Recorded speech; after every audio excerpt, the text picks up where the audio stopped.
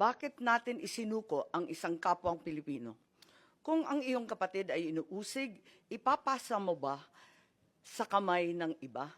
Kung ang iyong ama o di kaya ang iyong lolo pa, matanda na at may sakit, kinakaladkad palabas ng inyong tahanan, manunood ka ba na parang wala lang? Ganito ang nangyari ngayon. Isinuko natin si Rodrigo Roa Duterte sa dayuhan na para bang wala siyang sariling bayan, na para bang hindi na natin kayang humusga sa sarili nating tahanan.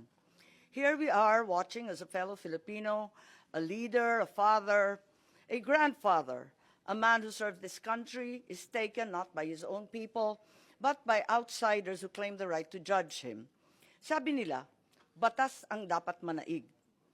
Tama. But whose law?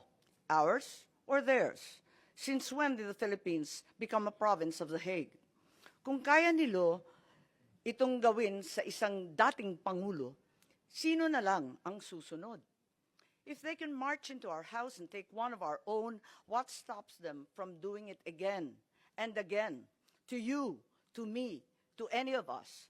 What protection can we guarantee our OFWs eking out a living overseas? This is bigger than Duterte.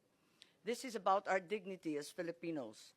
Ngayon pa lang ito nangyari sa buong kasaysayan ng Pilipinas. Pero paano kung mauulit? Paano kung sa susunod, ibang Pilipino naman, ang kinaladkad papalabas?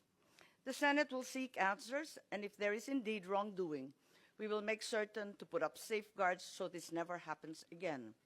We are not here to fight, least of all, to fight each other. We are here to find the truth. Because a country that does not demand answers will always be at the mercy of those who dictate the questions. Ang hustisyang ipinapataw ng dayuhan ay hindi hustisya.